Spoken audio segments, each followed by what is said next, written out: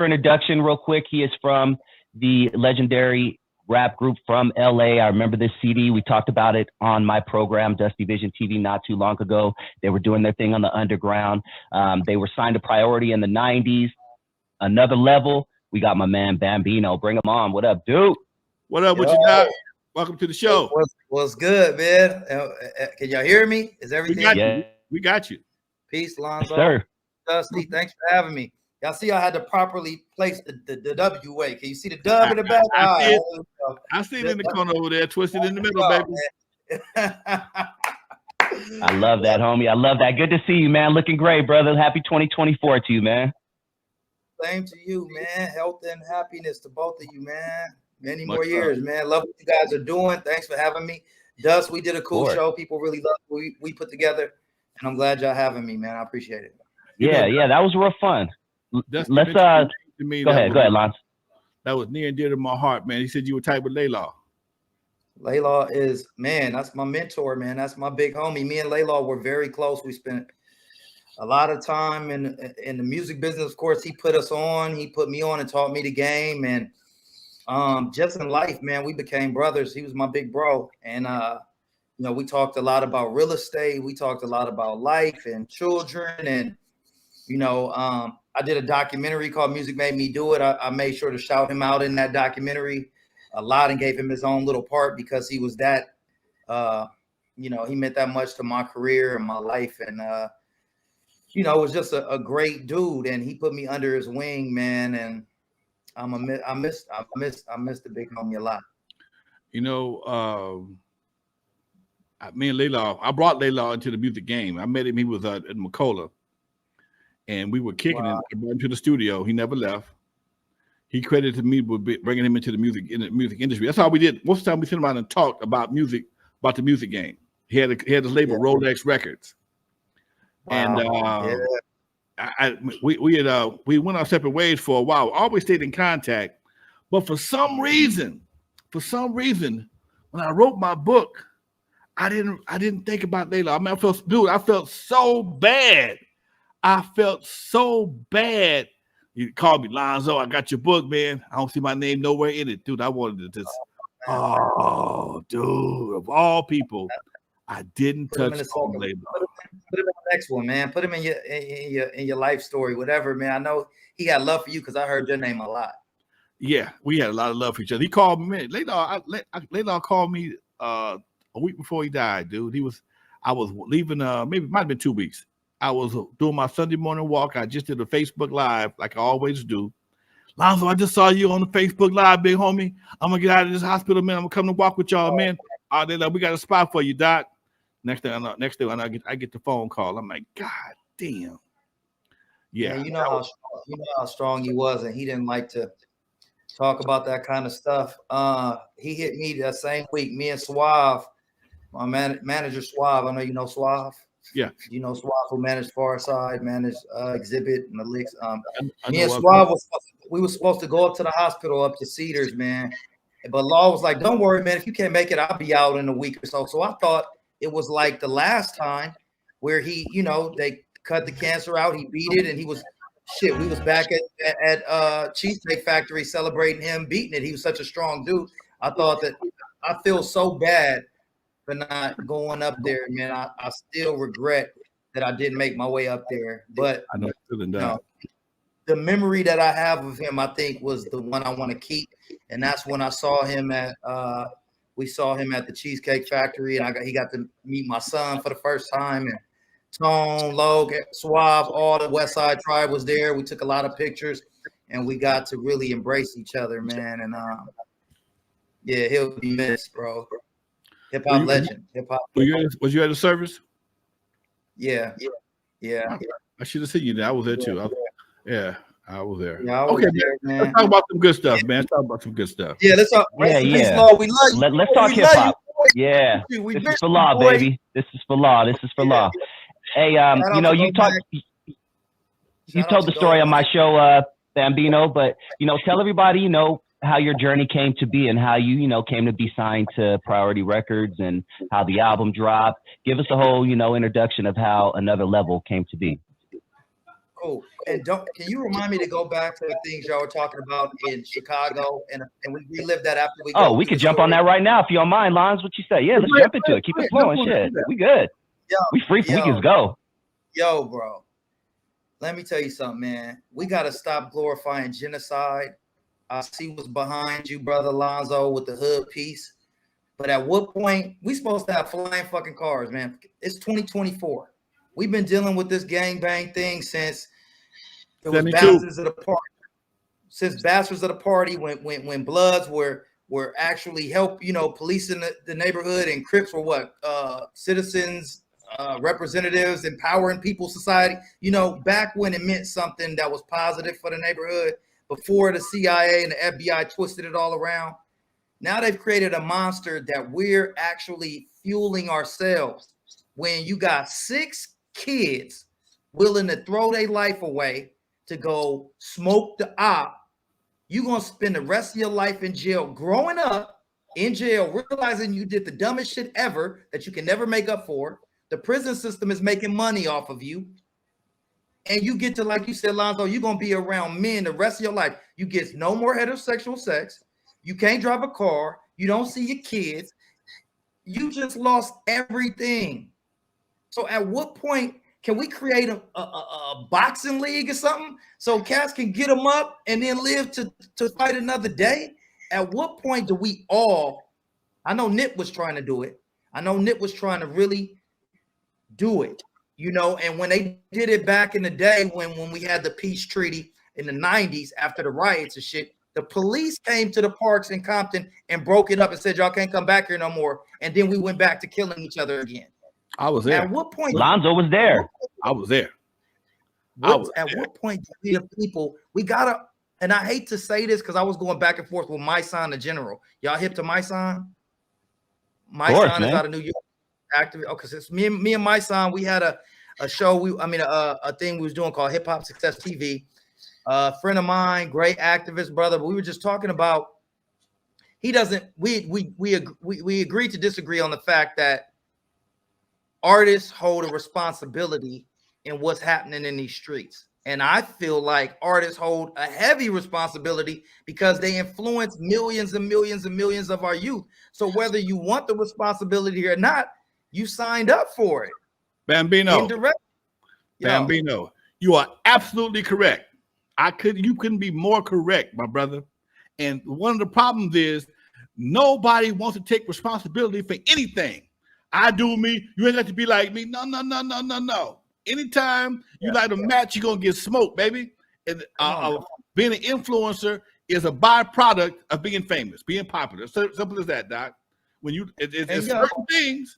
If you freeze water below 32 degrees, it's gonna freeze. It's gonna freeze. So you can't undo that. Jay-Z and Nas and them don't have no responsibility to this. And all respect to the big homies N.W.A. Everybody holds a responsibility in this, man. And they say, well, they didn't sign up. He said, my son's response to me was they didn't sign up to be leaders. They signed up to be artists. And I'm like, well, what will Muhammad Ali tell you about that? What would Malcolm X tell you about that? No man can rise above the situation of his people. So you got a responsibility, whether you like it or not. And we support y'all by putting, we buy your music, we go to your concerts, we do all of these things. What are you directly giving back to the communities? Stop the genocide in our communities. How can you be a billionaire who influences millions and millions of people and not hold some accountability on that? And I feel like we got to start calling out names. Well, what? How do we not start calling out names? You know what, Bambino? We just talking about something earlier. People go by the numbers. They think as you're a billionaire, that makes you a good person. That makes you a certain kind. That's not true though, dude. Right. $1 billion just make you a person with $1 billion. You still can be an asshole with $1 billion. Okay. And it don't make no matter how much money you got, if your heart is in the right place, it'll never show. It'll never have a positive effect. And the more people, some of these artists like Sexy Red, they're only here for the dollars. If you can be controlled by the dollars, you're in trouble. Yeah. But I feel like we the people, we support Sexy Red. Well, you got these girls with the little 3 and 4-year-old girls in a class dancing in a Drake and That's sexy. horrible, Drake bro. did it. Drake needs to be called out for that, bro. You see these 3-year-olds dancing to your ignorant Drop that ass song. ass, You didn't make that coochie breathe. The lyrics were drop that ass, make that coochie breathe. Hands on your knees, hands on your knees. Shake that ass for Drake. Man. Come on. And nobody's calling out Drake. And we so busy celebrating people's financial success, and they morality is trash. Because if you got that kind of money, at what point is it enough? You got to start standing for something at some point. So that's a whole nother subject. I don't mean to turn this into something else. No, man, you good. You good. You're at the right place. You at the right place, bro. You are literally home, bro. Hey, as a matter of fact, let's take this in another direction, Lonzo and Bambino. If you want to know Bambino's story from another level, another with an A at the end, you could just type that in, or go to my channel, Dusty Vision, and type in another level Bambino. You'll get the full history of his story. But I like where this conversation is going, because a few months back, Special Ed made some comments that shook up the industry, where he said N.W.A. and this is the clip that they ran with. There was a lot behind it, but this is a clip they ran with. N.W.A. brought destruction to hip hop. Just going on what we were just talking about, I think that would be a great time to bring that up. What are your thoughts on this, Bambino? On that, Bambino? Shout out Ed. I just talked to Ed the other day, man. He's in LA. I'm not in LA right now. I'm in St. Louis. I'll be back home Friday. Me and Ed are very close. That's one of my partners, man. He's one of the cats I looked up to in the game, and then we met indirectly in the industry, and we've been friends over 20 years, bro. We dogs. So he did a hip hop alliance with KRS-One, and we were all a part of that with Corrupt. And so, Corrupt and them got at him for that statement, and they cleaned it up. But I know where he was going with that, and I forget the CIA agent's name. I'm gonna look it up in a second, but he admitted that they used N.W.A. to spark more ignorance in the community. They used N.W.A. as like the music that they wanted to kind of be the blueprint for where music was going, because of the agenda that they had to take out conscious rap. So I know what Ed was saying, and sometimes that can be harsh because I'm a proud West Coaster. You see the W. I grew up off Slauson. I know all about the gang culture. But one thing about it, I knew that it was going to be the demise. It was. I was living in it. My homeboy's head got blown off when I was in 7th grade. You know what I'm saying? So I knew that's not where I wanted to go. And I'm seeing it all over. I mean, even the prep gangs, the sex jerks, they were shooting people in high school. People was getting shot regularly. And what were they listening to when they went to do drive-bys? They wasn't listening to Special Ed and Tribe Called Quest. Or Will Smith. What they was listening to. We know what they was listening to. And I was listening to it too. I used to argue with my mom and my sister about it all the time, because I was a fan of N.W.A. This is before we got signed. And I'm like, Mom, I don't go out and want to kill nobody just because I listen to Cube. Got the shotgun hanging out my window. But my uncle, my great uncle, owned Target Records in the Crenshaw swap meet. So I went and bought the N.W.A. Who's your great uncle? Kent. Oh, damn, that's my dude. Kent Harris. Ken Harris. Yeah. He had another record label too. Another record store. Go ahead. My grandmother is Dimple Harris. Okay. So he produced all my grandparents' music. And so anyway, he had the record store, right? He had the one on Slauson and Crenshaw. Right. Then he had the one in the Crenshaw, swap. Anyway, I heard Boys in the Hood on K-Day, and I go buy it. I heard the clean version. I go buy the tape, N.W.A. and the Posse, not knowing it was the super, because curse stuff, you didn't really know. Like, it had the parental advisory, but you didn't know it was going to be that harsh. You knew some Too Short tapes were deep. But anyway, I grabbed the N.W.A. tape, pop it in with Mom. And as soon as it started, she looked at me. I'm like, I had to be like 9. She looking at me like 9, 10, maybe 10. She looking at me like, she snatched that tape and threw it out the window because of it was talking about killing and cursing. And she was like, what do you have in common with this? And so I'm like, Mom, I could listen to this, and I don't want to go out and kill nobody. But she's like, but still, what does that do to the psyche of your friends and the ones who don't got a daddy in the house that to whip their ass like your daddy will whip your ass when your pants are sagging too low? A lot of your friends don't got the fathers in the home that's going to check them. And so a lot of your friends is gang banging on the low. They smiling at mama, but they got the 9 tucked in the waistline as soon as they leave the house. Right. Right. And so growing up around that, I thought it wasn't a big deal. Fast forward to me being a grown ass man, I see especially I'm in St. Louis right now. Remember, it's just like Compton. Right. Yes, there's a whole story behind that. Summer vacation. Where did Cube go? St. Louis. St. Louis. Yep. Knew St. Louis niggas want their cornerback. 4 gangbangers, professional cracks.